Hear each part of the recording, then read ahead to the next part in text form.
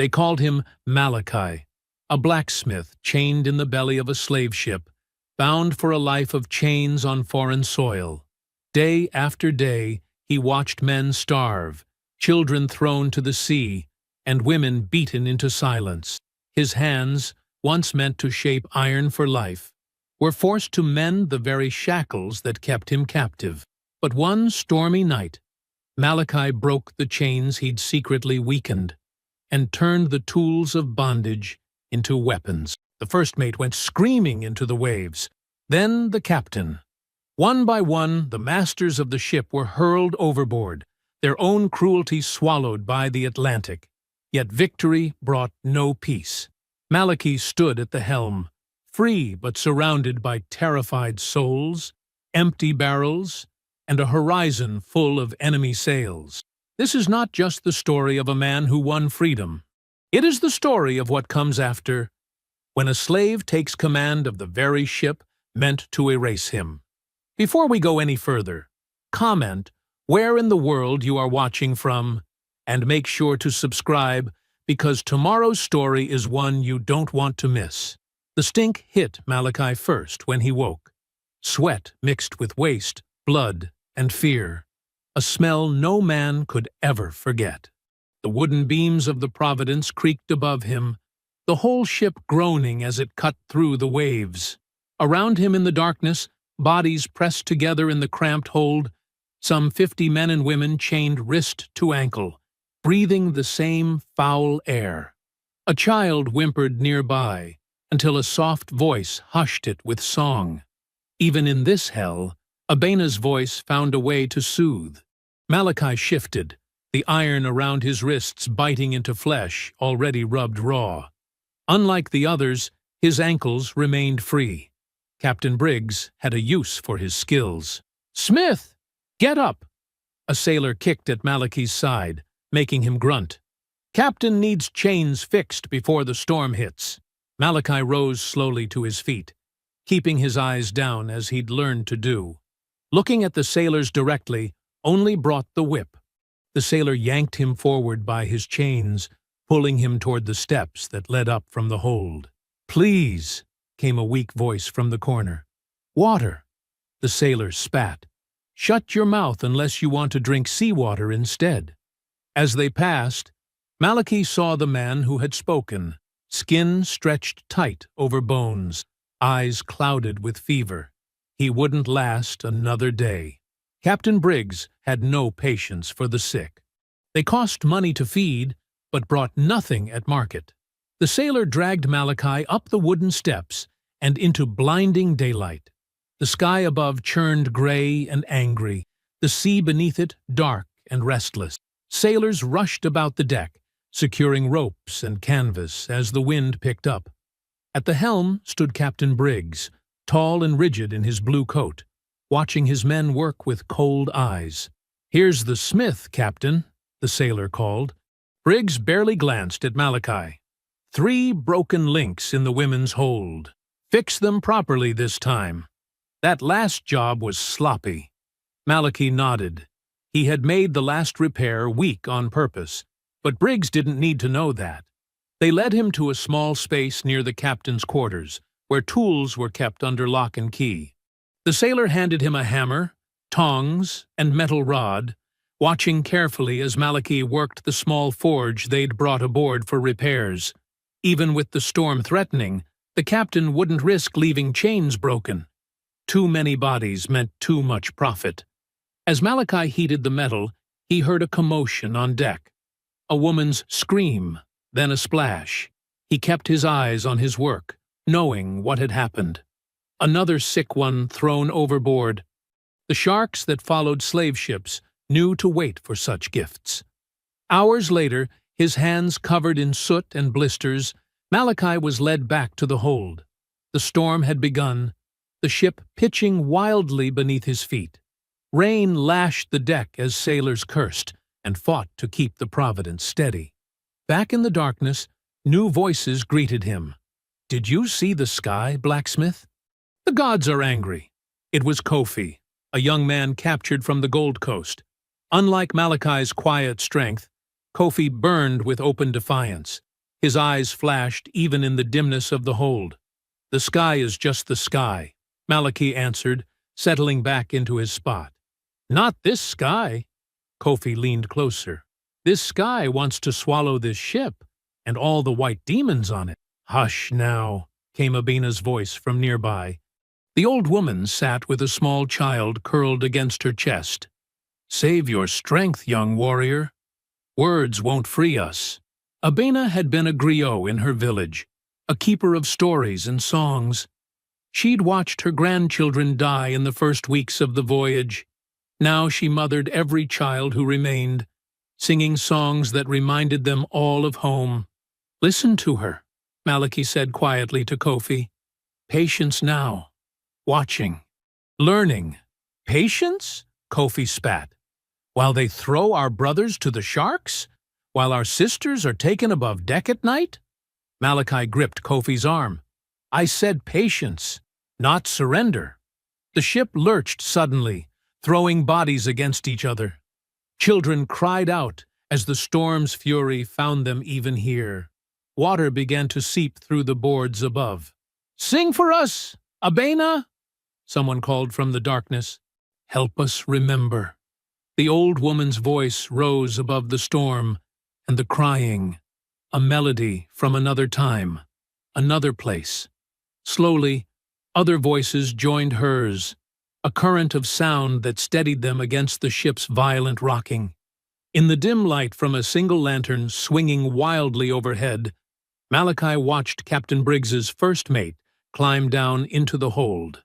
The man's face twisted with disgust at the singing. "Quiet!" he shouted, cracking his whip against the wood. "Or I'll give you something to sing about." The voices died away, but Abina's eyes held no fear as she stared at the mate. Something in her gaze made the man uncomfortable. He pointed at Malachi. "You! More work! A chain's broken in the storm." Again Malachi was pulled from the hold. This time, the deck was chaos. Waves crashed over the rails, and sailors fought to keep their footing on the slick wood. The sky had turned black, split only by jagged lightning that showed the angry sea rising all around them. Captain Briggs stood at the wheel, hair plastered to his skull, shouting orders that the wind tore away. He spotted Malachi and gestured sharply. "Fix the chain in the women's hold, now!" Working in the storm was nearly impossible. The ship pitched wildly as Malachi struggled with the forge. Sparks flew as he hammered, pretending to strengthen the metal while actually creating a weakness only he could see. All the while, he slipped a small, sharp piece of metal into his palm, a tool that could pick a lock if used right. When the work was done, they took him back below. The hold now sloshed with water at the bottom, the air even fouler than before. Kofi watched him return. "What did you see up there?" "Death," Malachi said simply. "The sea wants this ship." Abina nodded in the darkness. "The water remembers those it has swallowed. It wants justice." That night, as the storm raged on, Malachi lay on his back, the hidden tool pressed against his palm. Above him, the wooden beams creaked and groaned like a living thing in pain. Around him, people prayed or wept or simply breathed, still alive despite everything. He thought of the weakened chain, of the tool in his hand, of the storm that might yet break this ship apart. His mind stayed fixed on one thing only: survival. Not just his own, but for every soul chained beside him. Morning came with no relief from the storm. Rain hammered the deck of the Providence like angry fists, each drop a small punishment from the sky. Below, in the cramped hold, water seeped through the wooden planks, forming puddles that grew with each passing hour. Malachi opened his eyes to the sound of weeping. A mother clutched her child as water rose around their ankles. The iron chains that bound them prevented any escape to higher ground. "We're going to drown like rats," a man whispered, his voice cracking with fear. Abina's calm voice answered from the shadows. "No, the water is not our enemy today." Above them, boots stomped across the deck. Orders were shouted, then curses as the wind whipped them away. The whole ship groaned and pitched, throwing bodies against each other in the darkness. "Now," Kofi hissed, sliding closer to Malachi. "If not now, when? The white demons are busy with their dying ship." Malachi felt the small metal tool hidden against his palm. He had been waiting, watching, learning the patterns of the guards. With the storm, those patterns had broken. Opportunity had arrived on the back of chaos. "Be ready," Malachi whispered.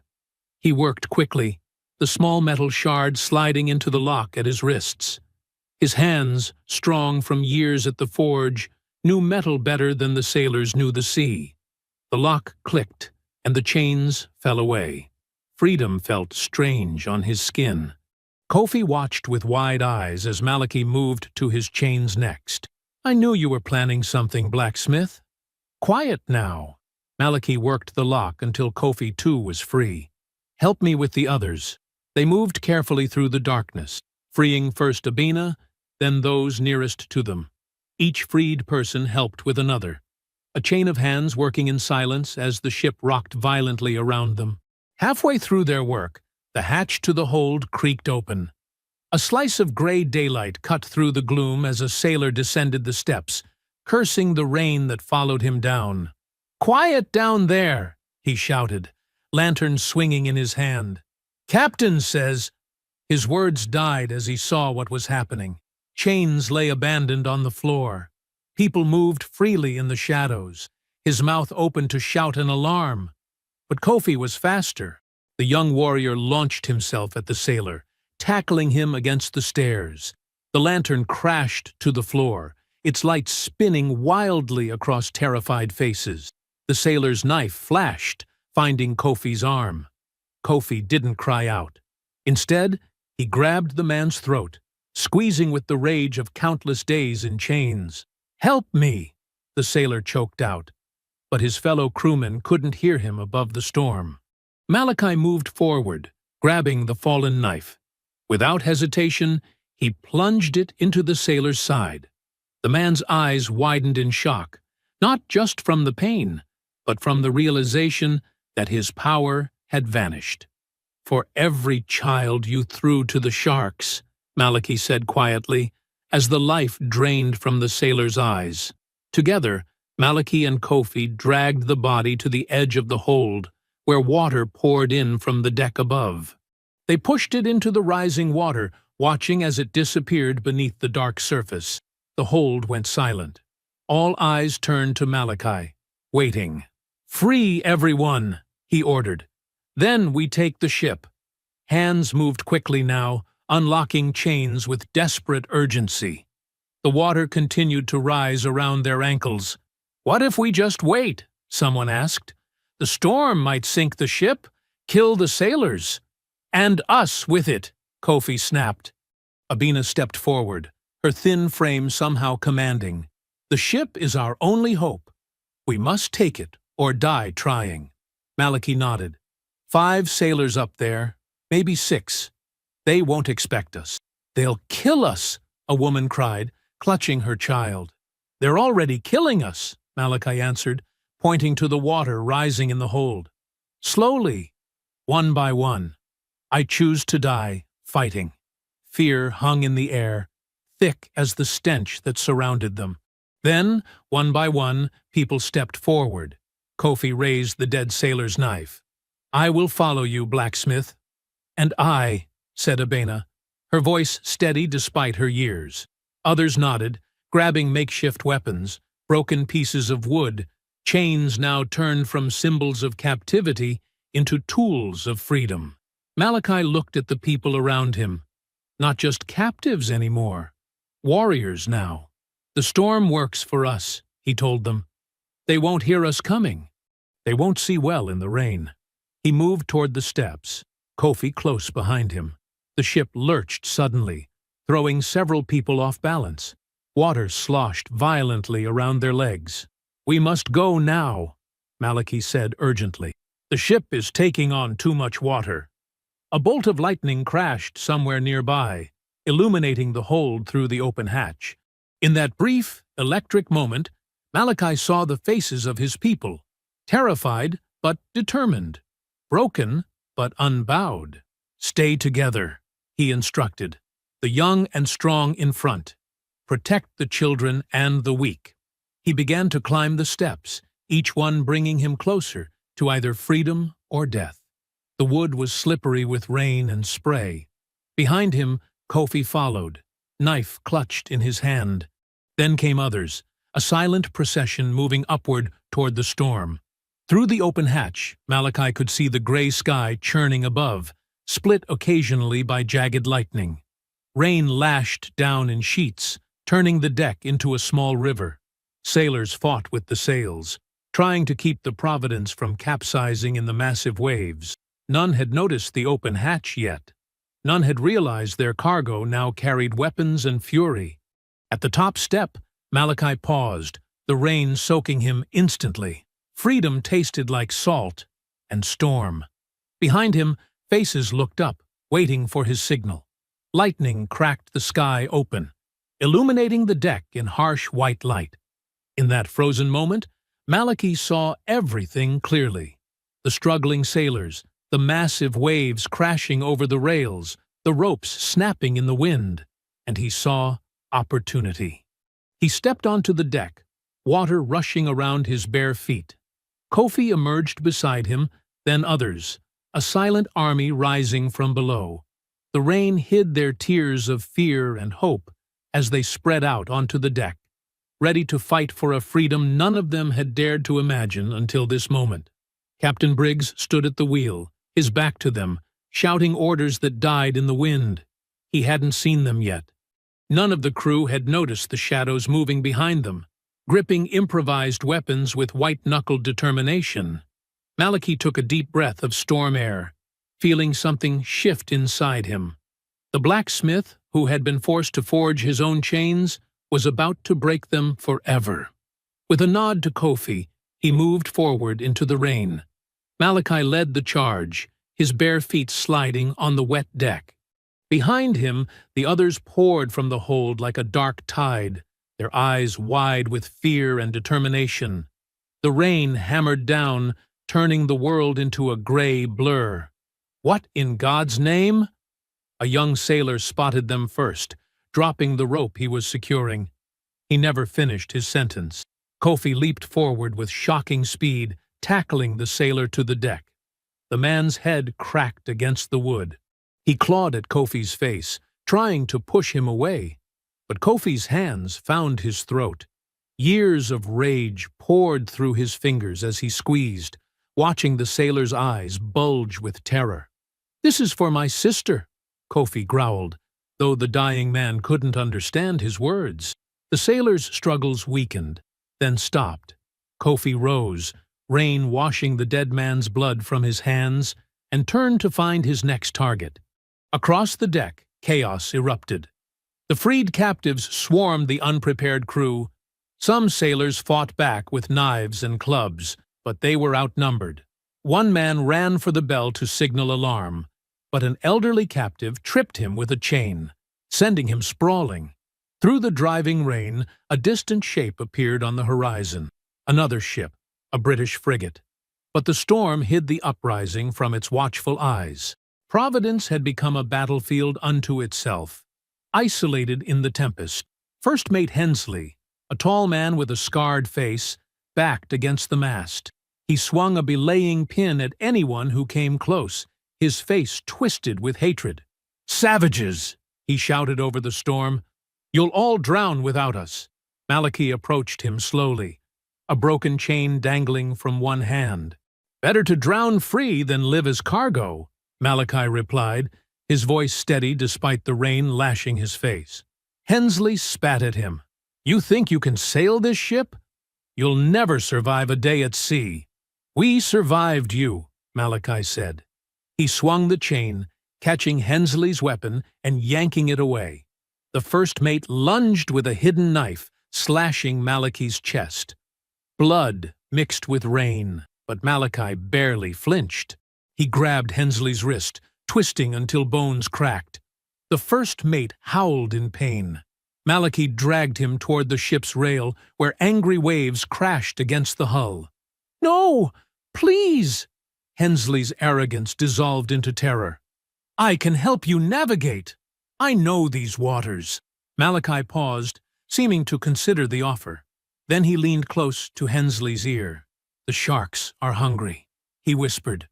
With a powerful heave, he hurled the first mate over the rail. Hensley's scream was lost in the howling wind as he disappeared into the churning sea. A hush fell over the deck. Even the fighting paused as both captives and remaining crew stared at Malachi. In that moment, something shifted. The balance of power had tipped, and everyone knew it. The fighting resumed with renewed fury. 2 sailors rushed Malachi with axes, but newly freed captives intercepted them, overwhelming them with sheer numbers. A woman who had been whipped just days before drove a nail into a sailor's eye. A boy no older than 12 grabbed a fallen knife and stabbed a gunner in the leg. Near the forecastle, Abena gathered the children, herding them behind a stack of barrels. A sailor spotted them and raised his pistol, aiming at the defenseless group. "No!" Abena threw herself in front of the children, arms spread wide. The gun fired, but the wet powder fizzled in the rain. Before the sailor could reload, Abena grabbed a loose board and swung it at his head. The blow wasn't strong, but it distracted him long enough for others to tackle him. "Stay down," Abena told the children, her voice soothing despite the violence around them. "This storm is washing away our chains." On the quarterdeck, Captain Briggs fired his pistol into the crowd, dropping one man with a shot to the chest. He reloaded frantically, his hat lost to the wind, hair plastered to his skull. "Get back below!" he shouted. "This is mutiny! You'll all hang!" But his words carried no power anymore. His crew lay dead or dying on the deck. The slaves he had bought and chained now moved toward him like an unstoppable wave. Malachi climbed the steps to the quarterdeck, blood running down his chest from the knife wound. Behind him came Kofi, Abena, and dozens of others, their eyes reflecting the lightning that still split the sky. "You're nothing without me!" Briggs screamed, backing up until he hit the rail. "You'll die out here." "Perhaps," Malachi said, "but we will die as people, not as property." Briggs raised his pistol, aiming at Malachi's heart. His finger tightened on the trigger. Kofi moved like lightning, grabbing the captain's wrist and forcing it upward. The shot fired harmlessly into the stormy sky. Malachi stepped forward, taking the captain by his fine coat. Briggs struggled, but many hands grabbed him, holding him against the rail. "Beg," Malachi said. "What?" Briggs looked confused. "You made us beg for water, for scraps, for our lives." Malachi's voice was quiet, almost lost in the storm. "Now you beg." Understanding dawned in the captain's eyes. "Please," he whispered. "I have gold. In my cabin. It's yours." "We don't want your gold," Malachi said. "We want your ship." With that, he pushed. Many hands joined his. Captain Briggs tumbled backward over the rail, his scream swallowed by the hungry sea. Thunder rolled across the sky, as if marking the moment. As suddenly as it had begun, the fighting was over. The deck of the Providence was theirs. Through the night, they secured the ship as best they could, following Abena's directions to care for the wounded. The storm began to subside, its fury spent. By dawn, the rain had stopped. Sunlight broke through scattered clouds, revealing the carnage on the deck. Blood mixed with seawater between the planks. Bodies of sailors had been thrown overboard during the night. Malachi stood at the helm, his hands gripping the ship's wheel. He was shaking, not from cold, but from the enormity of what had happened, what they had done, what lay ahead. Around him, the others looked to the horizon with uncertain eyes. The vast ocean stretched in all directions, beautiful and terrifying in its emptiness. They had seized command of the Providence, but had no course to follow, no destination that promised safety. Malachi's fingers tightened on the wheel. The iron that had once bound him was gone, but freedom came with its own weight. The ship was theirs. The question now was where to take it. Morning crept across the Atlantic, painting the waves with streaks of gold and orange. The storm had passed, leaving behind an eerie calm. On the deck of the Providence, freed captives moved silently among the dead. Some bodies lay still, their blood dried black against the wooden planks. Others moaned softly, clinging to life, despite terrible wounds. Malachi stood at the rail, his chest bandaged with torn cloth. The knife wound from First Mate Hensley burned with each breath, but he kept his face calm. The others watched him, waiting for direction. "We must clean the ship," he announced, his voice carrying across the deck, "and bury our dead." Kofi approached, his muscular arms spattered with dried blood. "What about their dead?" He kicked at a sailor's corpse. "They go to the sea as well," Malachi said. "I won't have their bodies rotting on our ship." Kofi's eyes narrowed at the word "our," but he nodded and began organizing others to help. They worked through the morning, carrying bodies to the rail. For their own dead, Abena sang quiet songs of passage as each one slipped beneath the waves. For the sailors, there were no songs, just the splash as they hit the water and slowly sank from sight. "The sharks will eat well today," someone muttered. A woman named Essie, thin but strong, approached Malachi. "What now? We have no food, no water, and no idea where we are." Before Malachi could answer, shouts erupted from below deck. Two men dragged a struggling figure up the stairs. A skinny white boy, no older than 14, dressed in a tattered cabin boy's uniform. "Found him hiding in the storage hold," one man said, pushing the boy to his knees in front of Malachi. The boy trembled violently, tears streaming down his dirt-smudged face. "Please don't kill me," he begged. "I never hurt none of you. I swear it." Malachi studied him carefully. The boy's knees were scraped raw, his hands calloused from climbing rigging. Not a master, but not entirely innocent either. He had watched their suffering without objection. "What's your name?" Malachi asked. "Thomas, sir." The boy's voice cracked. "Thomas Walker. Do you know how to sail this ship, Thomas?" Thomas swallowed hard. "Some, sir. I know the basic workings. I can read the charts a bit.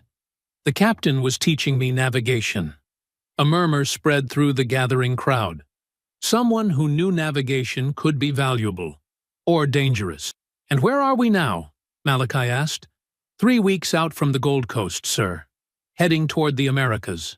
Thomas pointed with a shaky finger. "Jamaica, most like." "That's where we were bound."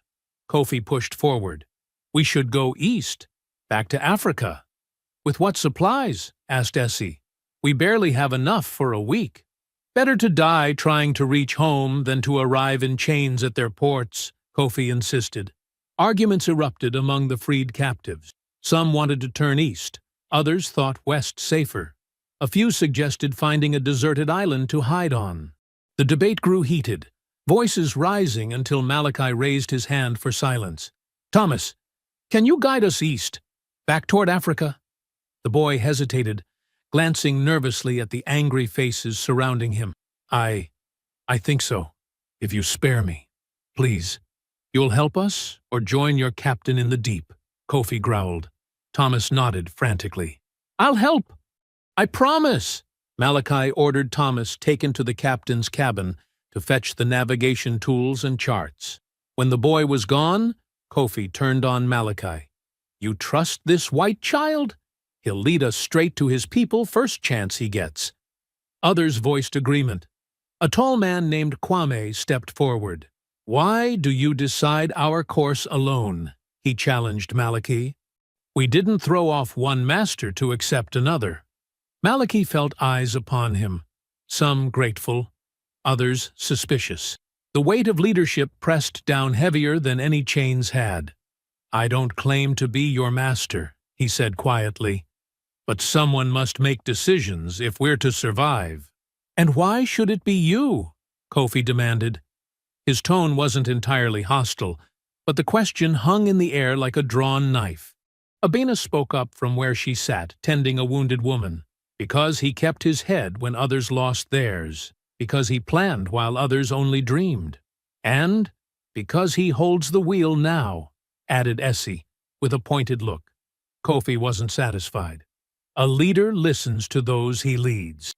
We should vote on our course. Before Malachi could respond, Thomas returned with an armful of rolled charts and instruments. The argument paused as he spread them on a barrel top, pointing out their position with a shaking finger. "We're here, roughly," he said. "The wind favors eastward travel right now, but we need to check the stores. The fresh water barrels." "First we clean the ship," Malachi interrupted. "Then we count our supplies. Then we decide our course. Together," he added, with a nod to Kofi. The work continued through the afternoon. The deck was scrubbed with seawater, blood washed away until only stains remained. Below, others took inventory of the ship's stores. The news wasn't good. Barely enough water for 2 weeks, even on short rations. Food for perhaps a month. The medicine chest had been plundered during the fighting. As evening fell, they gathered on deck for a meager meal, hardtack and dried meat, with carefully measured cups of water. They sat in small groups, some by tribe or language, others by the bonds formed in captivity. Children huddled close to Abena, who told them stories to ease their fear. Malachi stood apart at the helm, chewing slowly on his ration while staring at the darkening sky. The first stars appeared, bright points in the deepening blue. He recognized some of the patterns his father had taught him. Guides for travelers lost in unfamiliar lands. Kofi approached, offering a cup of water. Malachi accepted it with a nod of thanks. "They look to you," Kofi said, gesturing to the people scattered across the deck. "Even those who question you." "I never asked to lead," Malachi replied. "Few true leaders do." Kofi leaned against the rail. "But you took command when it mattered. Now you must keep it, or we die out here." Malachi sipped the water, savoring its coolness. "And you? Will you follow or challenge?" Kofi's laugh was short and sharp. "Both, I think. Someone must speak for those who fear to question you." They stood in silence, watching the stars multiply overhead. The burden of command settled on Malachi's shoulders, heavier than iron, yet somehow less crushing. These people weren't his property. They were his responsibility. "Tomorrow," he said finally, "we'll set our course together." Morning arrived with gentler seas. The Providence rocked less violently, finding rhythm with the waves instead of fighting them. The sky stretched blue and clear above, a vast emptiness that promised both freedom and peril. Abena sat on an overturned barrel, her weathered hands smoothing her tattered dress. She began to hum softly, a melody that seemed to rise from her very bones. Then words followed, sung in a language many recognized but some had forgotten during their captivity. The song spoke of villages at dawn, of mothers grinding grain, of children playing in dust warmed by the sun. It carried images of home across the wooden deck, touching each person who heard it. A small girl approached Abena, eyes wide with wonder. She couldn't have been more than 5. Her thin shoulders had known the bite of the whip, yet she swayed to the rhythm, her body remembering joy her mind had nearly forgotten. Soon another child joined, then another. Abena taught them the chorus, patient as they stumbled over words. Their voices, high and sweet, blended with her deeper tones. For the first time since the revolt, laughter bubbled up from small throats. "Look," Essie whispered to Malachi, who stood checking a loose rope. "The ship breathes differently now." He nodded, watching the small gathering. More adults drifted toward the music, some joining in, others simply listening, eyes closed against memories too painful to share. "It won't last," Kofi said, appearing at Malachi's side. "Not unless we find land and fresh water soon. Then we'll find it. Malachi replied simply. He spotted Thomas near the captain's cabin and walked toward him, leaving Kofi frowning in his wake. Thomas had spread charts across a makeshift table, a plank balanced between two barrels. His fingers traced lines marked across faded paper. "Show me," Malachi said, leaning over the boy's shoulder. "Show me how to read our path in these marks." Thomas flinched at Malachi's sudden presence, but steadied himself. "These lines show the currents," he explained, voice barely above a whisper. "And these numbers tell the depth. We need to stay in the deeper water, away from reefs that could break the hull." Malachi's eyes narrowed in concentration. The markings blurred together, meaningless scribbles to a man never taught to read. "And the stars?" he asked. "How do we follow them?" Thomas pointed to a brass instrument. "The sextant. It measures the angle between the horizon and the stars. That tells us where we are." He demonstrated awkwardly, hands shaking. Malachi took the sextant, feeling its weight. "Show me again." Slower. For an hour, Thomas explained navigation, while Malachi listened intently. The concepts were complex, but the blacksmith's mind, accustomed to measuring angles and judging distances in his craft, grasped the basics. "I'll learn," Malachi said finally, setting the instrument down. "I must." By midday, the deck had transformed. People gathered in small groups, talking more freely than before. With the immediate danger past, hope began to flicker again. "My village lies 3 days inland from the coast," an older man told his companions. "If we reach the right shore, I could find it again." "My sister escaped to the mountains in Jamaica," a woman said. "There are communities there, people who ran away and built new homes. Maybe we could find them." "And bring more trouble to their door," another countered. "The white men will hunt this ship. We should sink it and disappear." Dreams and fears mingled freely as people imagined possible futures. Some spoke of revenge, others of peace. Some wanted only to hold loved ones again, while others had no one left to find. Kofi moved through these conversations, listening carefully. When enough had gathered near the main mast, he raised his voice. "Brothers and sisters, we face a choice that will determine whether we live or die." He gestured toward Malachi, who stood nearby.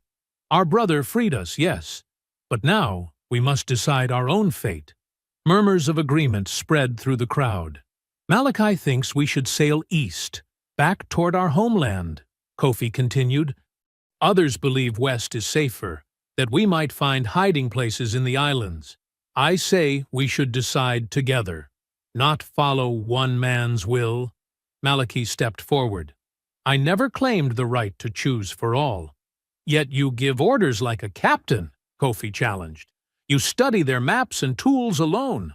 "Someone must learn to guide this ship," Malachi replied evenly. "Yes, but decisions about where we go?" Kofi turned to address the crowd. "That belongs to all of us. I say we vote, east or west." A heated debate erupted. Those who dreamed of home supported sailing east. Others, fearful of the long journey with limited supplies, argued for the closer western islands. Some shouted, others pleaded. Children clung to adults as voices rose. Abena finally stood, silencing many with just her presence. "We escaped together," she said simply. "If we divide now, we are lost." "Then how do we decide?" someone called out. "We vote," Kofi insisted. "Raise your hand for east, back to Africa." Slightly less than half raised their hands, Malachi among them. "Now for west, to the islands." A similar number of hands rose. Some hadn't voted at all, too confused or afraid to choose. The division was clear and dangerous. As darkness fell, the ship grew quiet again. Stars emerged, indifferent to the human drama below. Malachi stood at the wheel, feeling the ship's subtle movements through his palms. Kofi approached, his silhouette sharp against the moonlit sea. "No decision," Malachi acknowledged before Kofi could speak. "Because you've planted doubt," Kofi replied. Some fear the journey east because you said our supplies are too few. I spoke the truth. Your truth. Kofi moved closer, his voice low but intense. You freed us from chains. Don't bind us with your will. The words hit Malachi like a physical blow. He gripped the wheel tighter, saying nothing. You're becoming what you fought, Kofi pressed. Another man deciding our fate. Malachi stared ahead at the endless horizon. The accusation stung because part of him feared it might be true. The power he now held, was it so different from what Captain Briggs had wielded? We need unity to survive, Malachi finally said. Unity isn't the same as obedience, Kofi countered. They stood in silence, two strong men caught between freedom's promise and its burden. Around them, the ship creaked its wooden lullaby, carrying them all toward an uncertain dawn. Dawn broke with angry voices. The soft pink light that spread across the sky did nothing to soothe the tensions brewing on deck. Malachi heard the shouting before he saw its source. Near the food stores, two men pushed against each other, faces twisted with hunger and fear. You took more than your share. The taller man jabbed a finger at the shorter one's chest. My children haven't eaten since yesterday. The shorter man shot back. Malachi moved quickly between them. Stop. This helps no one. The taller man spat on the deck. Easy for you to say. You eat your fill while we starve. The accusation stung. Malachi had taken less than most, working through hunger pains that gnawed at his belly. I take the same as everyone. No more. More people gathered around the argument. Malachi felt the weight of their stares, some trusting, others filled with doubt. The food won't last, a woman called out. Not if we keep sailing east. The islands are closer, another voice added. We should head west. Kofi pushed through the crowd, his shoulders squared. The rising sun caught the determination in his eyes. They're right, Malachi. We waste time and food chasing a dream of Africa. Africa is no dream, Malachi replied calmly. It's our home. Home? Kofi laughed without humor. My village is ashes. Yours, too, likely. The Caribbean has people like us who've built new lives. Murmurs of agreement spread through the crowd. Malachi noticed how many nodded at Kofi's words. The Caribbean islands are crawling with slave hunters, Malachi countered, and we have no way to know which shores might welcome us. Better than dying at sea chasing the impossible. Kofi's voice grew louder. Who stands with me? Who chooses life over Malachi's foolish pride? Nearly half the people moved to stand behind Kofi. Families split, friends divided. The invisible line cutting across the deck felt more solid than wood. Thomas stood at the edge of the gathering, watching. When Kofi's faction formed, the cabin boy drifted quietly toward them. Malachi saw the boy's eyes darting between groups, calculating. Malachi raised his hands for quiet. We need order to survive. Fighting wastes strength we cannot spare. Then surrender the wheel, Kofi demanded. Let those who want life sail west. And those who want freedom? Malachi asked softly. What of them? An uncomfortable silence followed. Even Kofi had no quick answer. I'll divide the rations again, Malachi said firmly. Equal shares for all. We'll vote again tomorrow when tempers have cooled. The crowd dispersed slowly, hunger temporarily forgotten in the wake of bigger fears.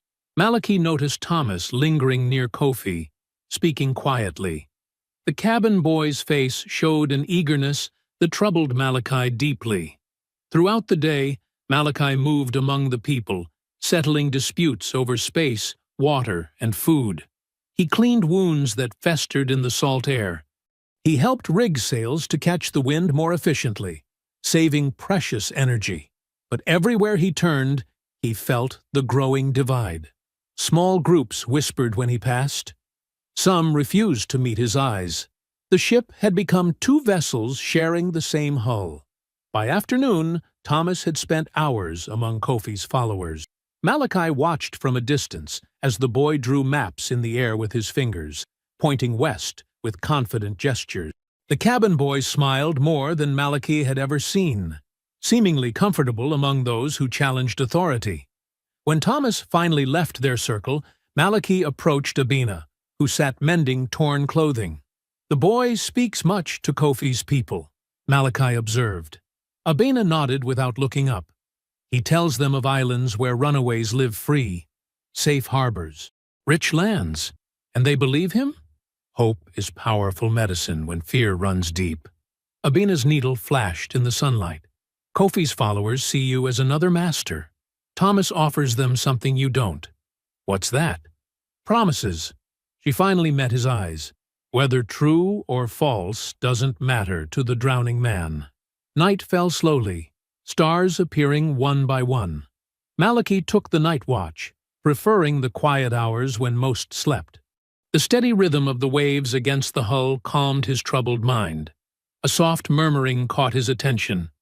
Near the bow, Thomas knelt alone, hands clasped before him. Malachi moved closer, silent as shadow. "Lord, protect this vessel," Thomas whispered. "Guide her safe to port, where rightful hands might claim her once again." Malachi's blood ran cold. The prayer was not for their safety, but for return to bondage. "Saints preserve the souls of these poor heathens," Thomas continued, unaware of being overheard, "and deliver me from their company to Christian men who will reward my loyalty." Malachi stepped back, mind racing. The boy planned betrayal. His friendly overtures to Kofi's faction were poison wrapped in sweet words. He waited until morning, knowing accusations without proof would only deepen the divide. When the first light touched the horizon, he found Kofi filling a bucket with seawater to wash. "The cabin boy lies," Malachi said without preamble. "I heard him pray for our capture last night." Kofi straightened, water sloshing at his feet. "More likely you heard what you wished to hear.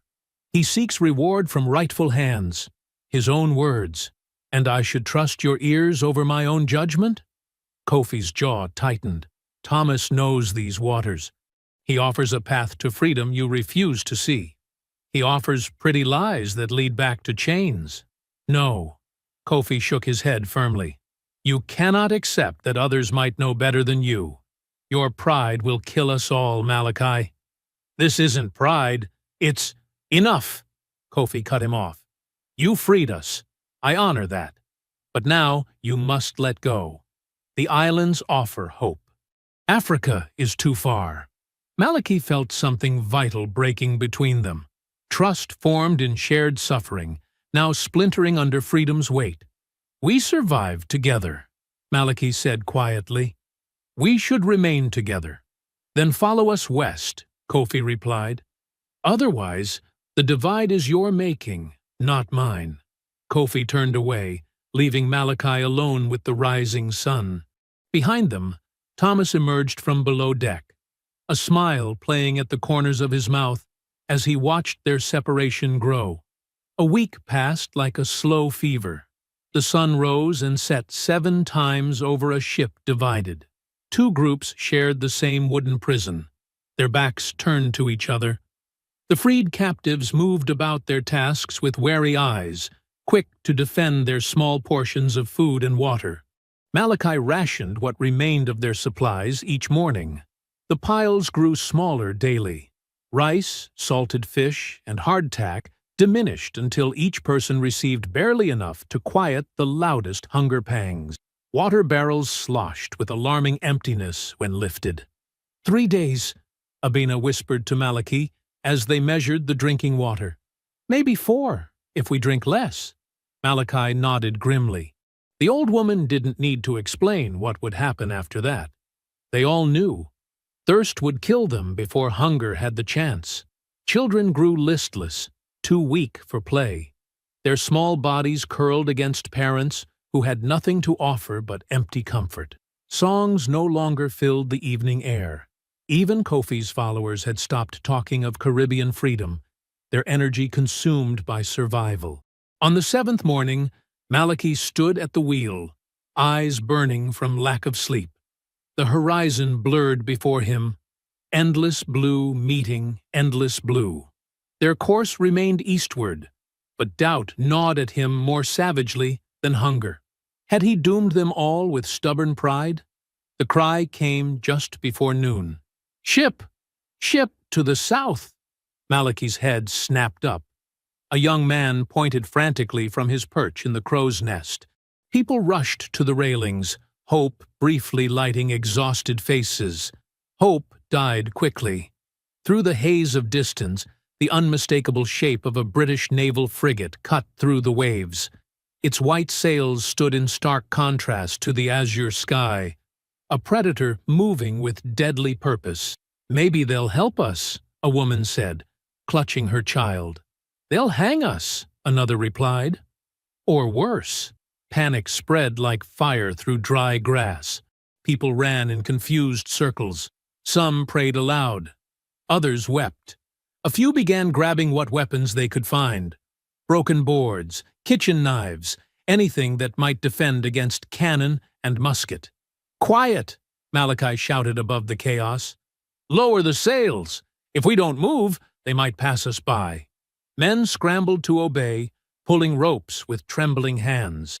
The sails fell limply against the mast. The Providence slowed, rocking gently on the waves. Malachi turned to find Thomas. The cabin boy had been unusually quiet since dawn. Now he was nowhere to be seen. "Find the boy," Malachi ordered two men. "Bring him to me." They nodded and disappeared below deck. Malachi climbed to the highest point of the ship, straining to see the frigate clearly. It moved steadily, following a course that would take it past them at a distance. Perhaps they hadn't been spotted yet. The flicker of light caught his eye. Not sunlight on water, but something sharper, a deliberate pattern. Malachi's gaze shot to the stern of their ship. There stood Thomas, a lantern in his hands. The boy swung it in precise motions, flashing a signal across the water. His face showed neither fear nor shame, only grim determination. "Stop him!" Malachi roared, already running across the deck. But it was too late. The frigate's course changed, turning directly toward them. White foam sprayed from its bow as it picked up speed. Malachi reached Thomas just as the cabin boy smashed the lantern against the deck. Fire spread across the spilled oil, creating another signal, a bright marker that no sailor could miss. "They'll reward me," Thomas said, backing away from Malachi's fury. "They promised safety for helping catch runaways." "Who promised?" Malachi demanded, advancing on the boy. "The captain, before you killed him." Thomas's voice trembled with desperate conviction. "I'm doing what's right." Kofi appeared from below, taking in the scene with one glance. "What's happening?" "Betrayal," Malachi answered, not taking his eyes off Thomas. The boy signaled the frigate. The distant boom came before anyone could respond. The cannonballs splashed short of their ship, sending up a fountain of water. A warning shot. "They're going to kill us all," Kofi whispered. The second shot found its mark. Wood exploded from the lower hull. The ship shuddered violently, throwing people to the deck. Screams rose from below as water rushed into the hold. "The children!" Abena cried, struggling toward the hatch. Another cannon roared. This time, the mizzenmast splintered, ropes snapping like whips as it tilted dangerously. "We need to abandon ship," Kofi shouted, pointing to the lifeboats. "We can scatter. Some might survive." For a moment, Malachi saw the wisdom in this, but as he looked at the terrified faces around him, a different truth emerged. Divided, they would be hunted down one by one. "No," Malachi said firmly. "Together, we have a chance. Separate, we die." Kofi hesitated, conflict clear in his eyes. "Trust me once more," Malachi urged. "Help me save our people." Something shifted in Kofi's expression. Respect, perhaps, or simply the recognition that Malachi's words rang true. He nodded once. "What do we do?" Kofi asked. "Set the emergency sails," Malachi ordered, pointing to the smaller canvases stored for storms. and every man at the pumps to keep us afloat. Together they rallied the survivors. Women formed bucket lines to bail water. Men worked frantically to rig the emergency sails. Even children helped, passing ropes and tools to those who needed them. The frigate fired again and again. Some shots missed. Others tore through wood and canvas. Blood mixed with seawater on the deck. But slowly, incredibly, the Providence began to move. The small sails caught the wind, pulling the wounded ship forward. "They're launching boats!" someone shouted. Malachi saw them, longboats filled with armed Marines, oars flashing as they pulled toward the fleeing slave ship. "Faster!" Malachi urged the sailors at the makeshift rigging. "The night comes. Darkness will hide us." The sun sank toward the horizon, casting long shadows across the water. The frigate continued its pursuit, but as light faded, its aim grew less certain. Cannonballs fell wide, throwing up harmless sprays in their wake. Darkness finally wrapped around them like a protective cloak. The firing stopped. The longboats, unable to maintain sight of their quarry, turned back toward their mother ship. The Providence drifted on, wounded but still afloat. Exhaustion claimed everyone. People collapsed where they stood, too tired, even for fear. Malachi sat alone on the deck, back against the damaged railing.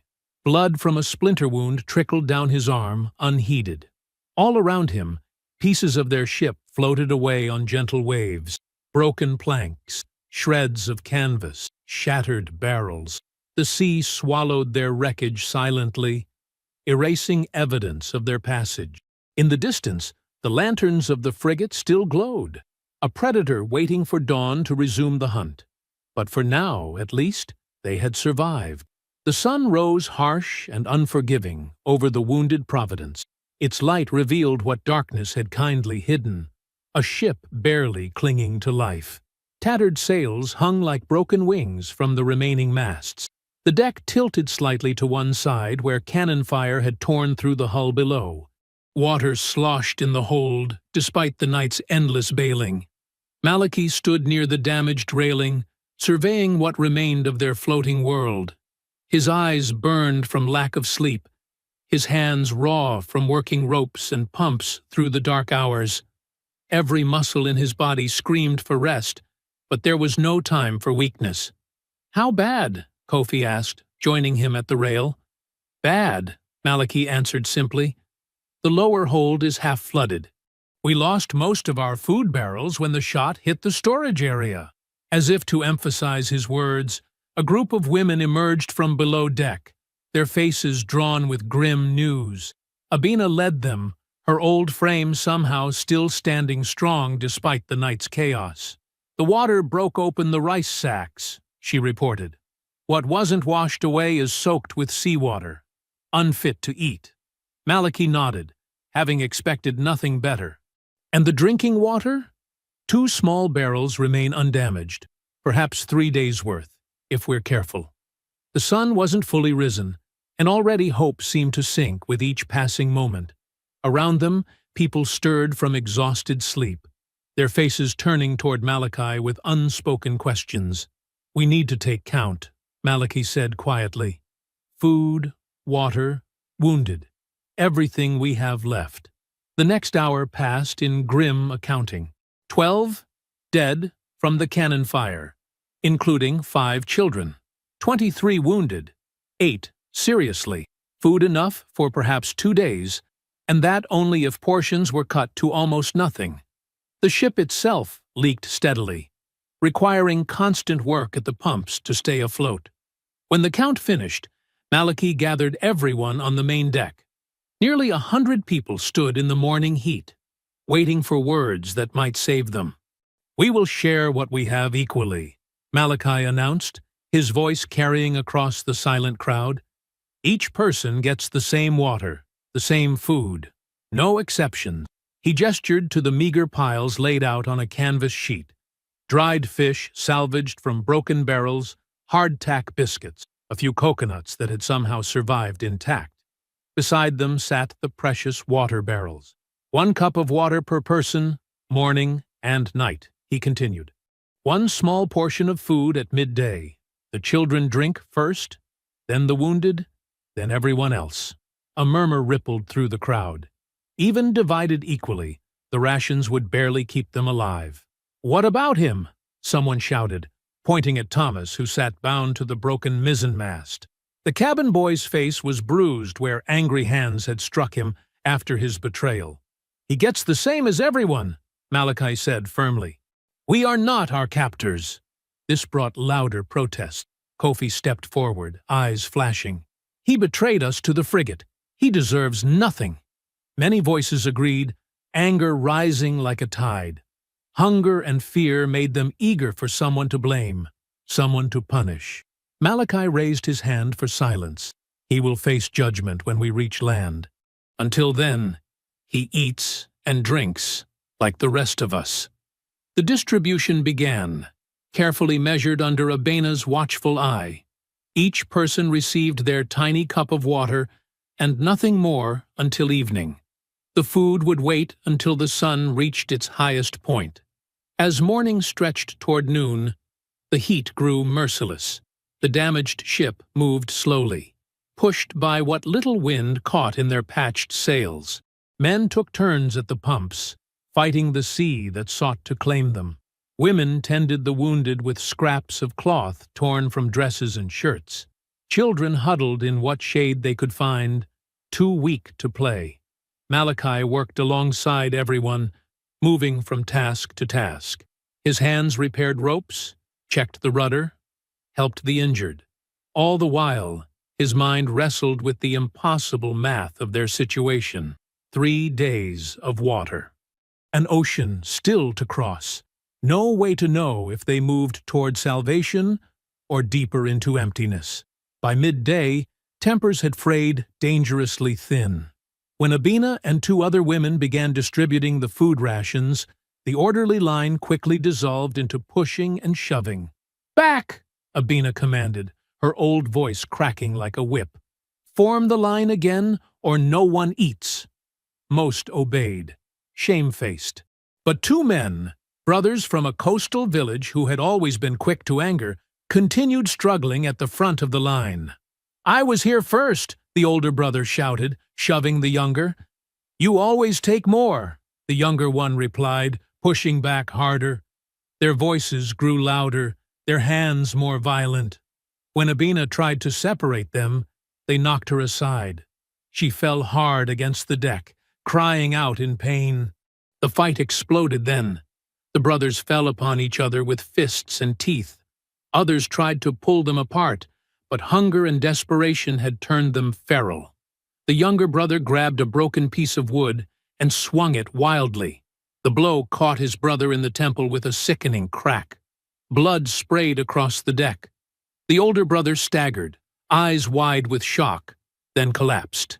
He was dead before he hit the planks. Silence fell like a stone.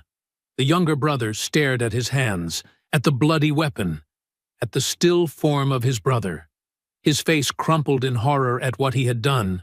"This is what becomes of us?" Kofi roared, stepping forward. He pointed at Malachi. "Your leadership brings us to this. Brothers killing brothers while we drift toward death." Murmurs of agreement spread. Faces turned toward Malachi with fresh anger. "We should have taken the boats," someone called. "At least some might have lived." "He keeps us together to die together," another added. Kofi nodded grimly. "I say we vote again. Choose a new path before more blood spills." For a moment, it seemed a mutiny would erupt. People began clustering around Kofi, drawn to his fire, his certainty. Malachi watched silently. Then, without a word, he walked to where his own ration sat untouched on the canvas. He picked up his portion, a small piece of fish and half a biscuit, and moved toward a group of children huddled in the shadow of a broken barrel. He knelt before them, breaking his food into tiny pieces. "Share this," he told them quietly, placing the morsels in their small hands. He took his water cup next, passing it among the children until it was empty. Then he stood, returned to his place by the mast, and continued working on a frayed rope, as if nothing had happened. The simple act silenced the brewing storm. Eyes followed him, confusion replacing anger. Kofi watched longest of all, his brow furrowed in thought. The younger brother who had killed now sat weeping over the body, all thoughts of food forgotten. Slowly, others followed Malachi's example. Adults shared portions of their meager rations with the children. The wounded received extra sips of water. Even Thomas, still bound to the mast, was given his fair share. By evening, something had shifted aboard the Providence. The dead brother was wrapped in canvas and committed to the sea with prayers. The living continued their endless work at the pumps and sails. As the sun began to set, Kofi approached Malachi at the ship's wheel. "You could have fought me," Kofi said, his voice quieter than usual. "Ordered men to hold me down." Malachi kept his eyes on the horizon. "And become what we escaped?" Kofi was silent for a long moment. "I thought strength meant commanding others, taking control." "There are many kinds of strength," Malachi replied. "I see that now." Kofi placed his hand on the wheel next to Malachi's. "I stand with you. Where you lead, I follow." For the first time since they had seized the ship, Malachi felt the weight on his shoulders lighten slightly. He nodded, acceptance rather than triumph in the gesture. Together they stood at the helm, watching the stars appear one by one. The Providence moved forward through darkening waters, still broken, still bleeding, but somehow unified again. Dawn broke with a shout from the lookout, a young boy who had climbed the damaged mainmast despite his hunger. "Ship!" he cried, voice breaking with fear. "Ship on the horizon!" Malachi rushed to the rail, squinting against the rising sun. There it was, the sleek, deadly silhouette of the British frigate. Its sails gleamed white in the morning light, a predator returning to finish its wounded prey. "How did they find us?" someone whispered. Kofi stood beside Malachi, his face grim. "They never stopped hunting. The sea carries few secrets." The Providence, barely keeping afloat after days of constant pumping, had no chance of outrunning the warship. Its damaged hull leaked steadily, and the patched sails caught only enough wind to maintain their slow crawl forward. The frigate would be upon them by afternoon. "Gather everyone," Malachi ordered. "Now." Within minutes, the entire ship's company huddled on the main deck. Children clung to parents. The wounded leaned against barrels or sat propped against the rail. All eyes turned to Malachi, searching for hope where none seemed possible. "The frigate returns," Malachi said simply. "We cannot fight their cannons. We cannot outrun their sails." Murmurs of despair rippled through the crowd. Some began to weep quietly. "But we can fool their eyes," Malachi continued. His voice grew stronger. "The sea and sky will help us disappear." He explained his plan quickly. They would gather every barrel of tar and pitch left aboard. Add broken wood, cloth, rope, anything that would burn hot and bright. When night fell, they would set these makeshift beacons ablaze and cast them adrift. From a distance, it would look as if their ship burned and sank. "They want to believe we are destroyed," Malachi said.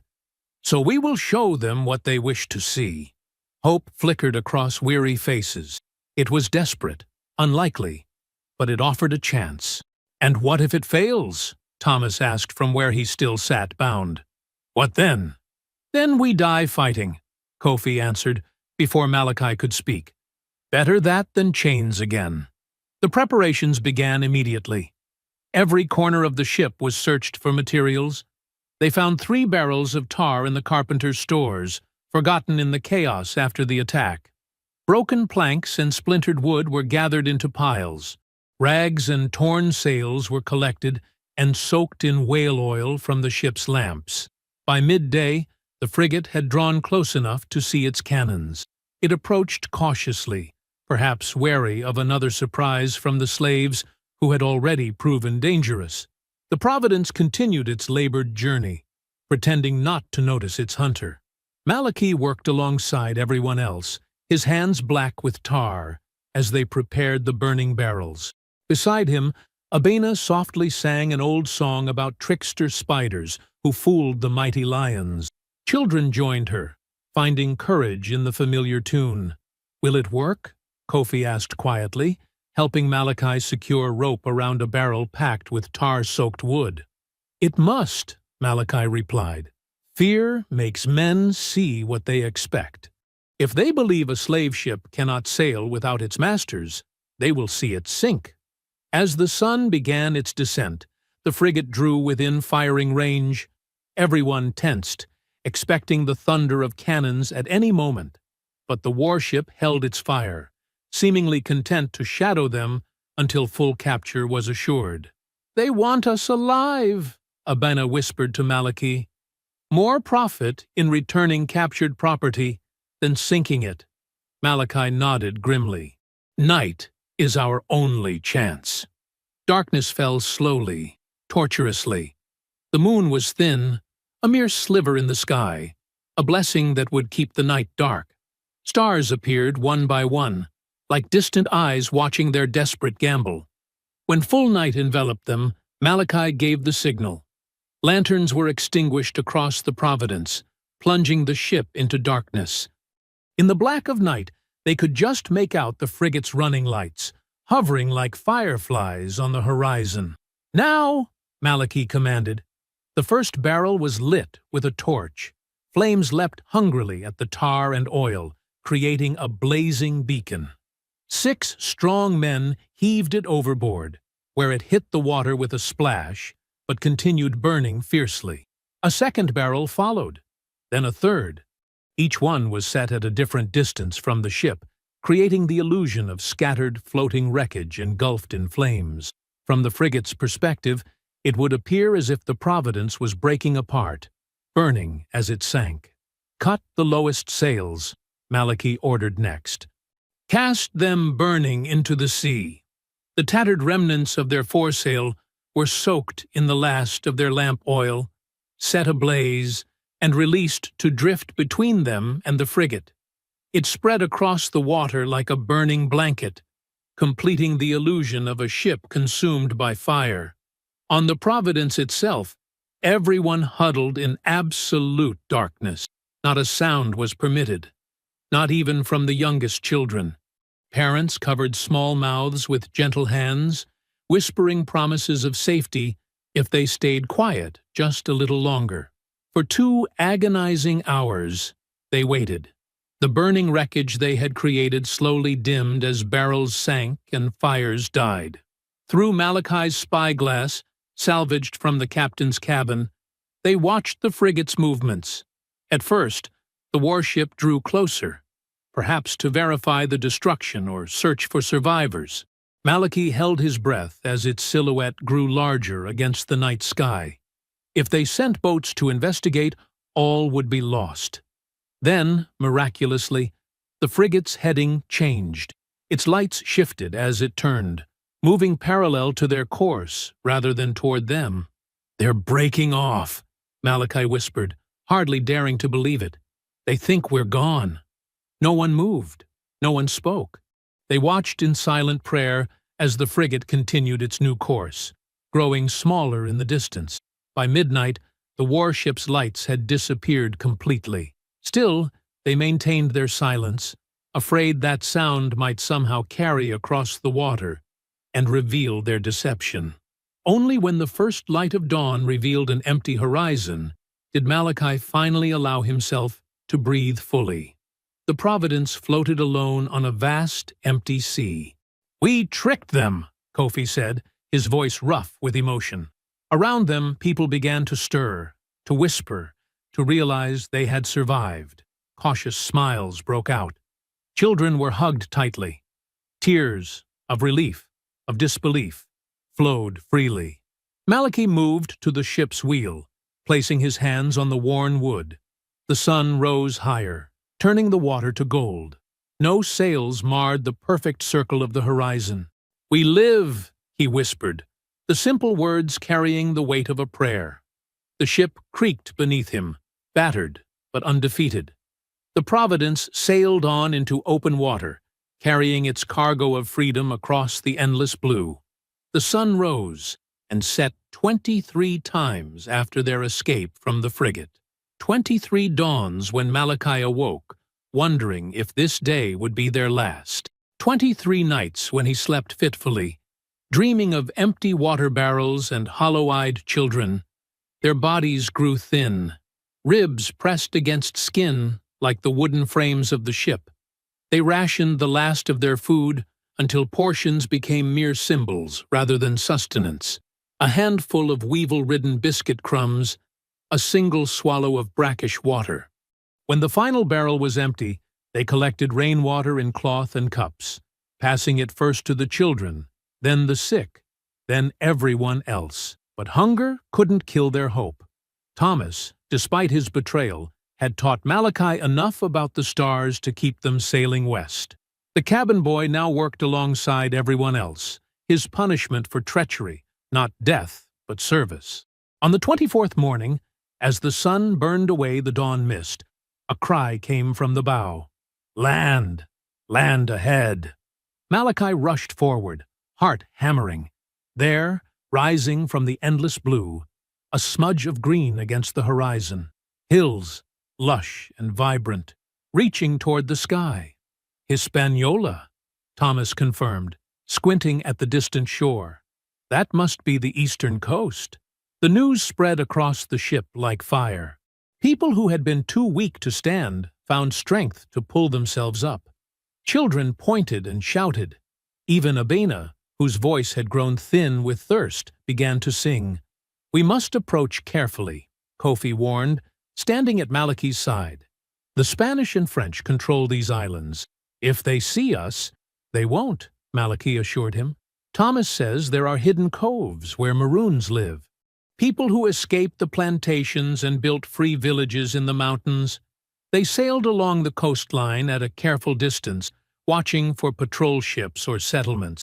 By mid-afternoon, they spotted what they sought, a narrow inlet, almost invisible unless viewed from the right angle, protected by rocky outcroppings that would hide a ship from passing vessels. Malachi ordered the sails lowered. Men worked the oars, guiding the Providence through the treacherous channel. The ship groaned, as if sensing its journey was ending. When they rounded the final bend, the hidden cove opened before them, a perfect half-moon of sandy beach, backed by thick forest. And there, at the edge of the trees, stood people, dozens of them, watching the approaching ship with spears and bows at the ready. "They think we're enemies," Kofi said quietly. Malachi nodded. "Lower the anchor. We'll take the small boat. Just you, me, and Abena." As the boat touched sand, the waiting people moved forward. Their leader was a tall man, with gray-streaked hair and a face marked with ritual scars. He carried a musket, clearly stolen from Europeans, and wore a mix of African and European clothing. "Who are you?" he called in accented English. "Why do you sail a slave ship?" Malachi stepped forward slowly, hands raised to show he carried no weapons. "I am Malachi. We were captives aboard this ship. We took it from those who would sell us." Murmurs rippled through the Maroons. The leader's eyes narrowed in disbelief. "You expect us to believe slaves captured a ship and sailed it here?" Abena stepped forward then, her thin frame somehow commanding attention. "I am Abena, griot of my village. I carry our story in my heart. We killed our captors and threw them to the sea. We survived storm and hunger and British guns, and now we seek only shelter among free people." The leader studied them for a long moment. Then, unexpectedly, he smiled. "I am Bakari. 20 years ago, I killed my master and fled into these mountains." He lowered his musket. "If what you say is true, yours is a tale I must hear." That night, as the people from the Providence were brought ashore, Bakari's village opened its homes and cooking pots. The Maroon community was small but thriving. Hidden gardens grew yams, cassava, and fruits. Hunters brought in wild pigs and birds. Fishermen cast nets in the protected waters of the cove. The freed captives ate slowly, their stomachs too shrunken for haste. Children who had forgotten the taste of fresh water drank from clay cups, eyes wide with wonder. The Maroons listened as Malachi and Kofi told their story. The storm, the uprising, the frigate, the burning barrels. With each revelation, the villagers' faces showed greater amazement. "You are a king among men," Bakari told Malachi when the tale was done. "To lead such a journey." Malachi shook his head. "I am no king, just a blacksmith who chose not to die in chains. Every person on that ship fought for our freedom. I only held the wheel. And I questioned your every decision," Kofi added with a rare smile. He sat beside Malachi now, shoulder to shoulder. "Yet, here we are, alive, because of your vision." As night deepened, the village gathered around a bonfire on the beach. Food was shared, stories exchanged. Children who had been silent with fear aboard the ship now ran laughing across the sand. Women who had cowered from sailors' boots now danced to the rhythms of drums made from hollowed logs and stretched skins. Abina sat near the fire, surrounded by the village's elders and children. Her voice, strengthened by food and rest, rose in songs from their homeland, songs of rivers and mountains, of ancestors and heroes. The Maroons joined in when they recognized melodies, different villages bringing different verses to the same ancient songs. Malachi stood apart, watching it all. The firelight painted everyone in warm gold, making the horror of the past weeks seem distant. He turned to look at the Providence, anchored in the cove, its silhouette black against the star-filled sky. The ship's broken masts and patched hull told the story of their journey more eloquently than words. "Will you stay with us?" Bakari asked, joining Malachi at the water's edge. "If you'll have us," Malachi answered, "though I can't speak for everyone. Some may wish to find their own paths. And you? What does the ship-taker wish for himself?" Malachi considered the question. "Peace," he said finally, "and never to forge another chain." The celebration continued into the night. Kofi led a dance of warriors, demonstrating his people's traditions. Children fell asleep on blankets beneath the stars. Healing began in small ways: a smile, a full belly, the absence of fear. As the fire burned lower, Malachi walked alone to the water's edge. The tide lapped gently at his feet. He looked out at the Providence, once their prison, then their salvation, now their monument.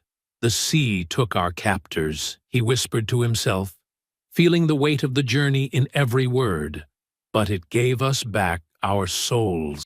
He stood there until the first light of dawn touched the horizon, watching over the ship that had carried them from despair to freedom. The breeze carried the scent of earth and growing things, so different from the salt and desperation of their voyage. Around him, in the village behind and the ship before, slept people who had defied an empire to claim their humanity. Tomorrow would bring new challenges, but tonight, under stars that had guided them home, they were free. I hope you found that story powerful.